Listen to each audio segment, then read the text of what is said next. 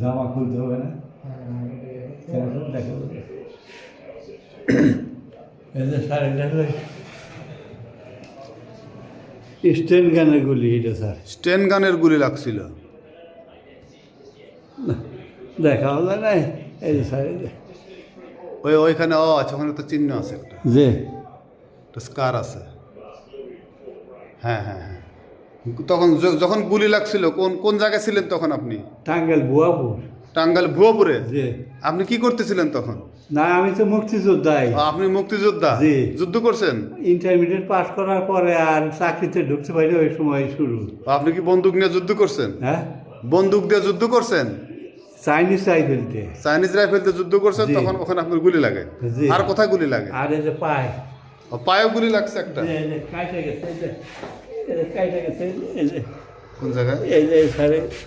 ও আচ্ছা, হ্যাঁ, এখানে তো একটা ইয়ে আছে, চিহ্ন আছে। তো এতদিন পরে আপনার এই দুটো জায়গাতে ব্যথা? হ্যাঁ, একটু ব্যথা করতেছে স্যার খুব। ও আচ্ছা, তো ঠিক আছে, আমি আপনাকে ভর্তি করে দিচ্ছি। হ্যাঁ, জি স্যার। আল্লাহ। নাম কি আপনার? মোহাম্মদ আব্দুল মান্নান, বাড়ি টাঙ্গাইল? বাড়ি টাঙ্গাইল। জি।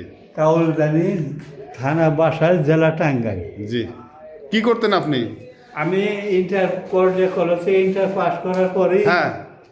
গন্ডগোল শুরু হইলো। ও আচ্ছা। কারণ কাজী সিদ্দিক সাহেব আসছিল, বঙ্গবীর কাজী সিদ্দিক, উনি ধরে নিয়ে চলে গেলো যে আমাদের সাথে চলো। পরে সখীপুর গেলাম, সখীপুর দিয়ে আনসার দিয়ে, পুলিশ দিয়ে, আর্মি দিয়ে ট্রেনিং শুরু করে দিল। ও আচ্ছা। তারপরে ভারত নিয়ে গেল, তিন জায়গায় দিয়ে এসএলআর দিল, হ্যাঁ। এসএলআর ফেলা দিয়ে চাইনিজ রাইফেল দিল। ও আচ্ছা, তাহলে যুদ্ধও করছেন আপনি? 5-6 জায়গায় যুদ্ধ করছি স্যার আমি। ঠিক আছে। আমার বাম পাশে যে ছিল তোফার দল, ও মারাই গেল। তাও মারাই আমি আর এনে গুলি লাগার পরেও বগলে করে নিয়ে আসছি, তখন তো জোয়ান মানুষ স্যার আমি। হ্যাঁ, বুঝতে পারছি।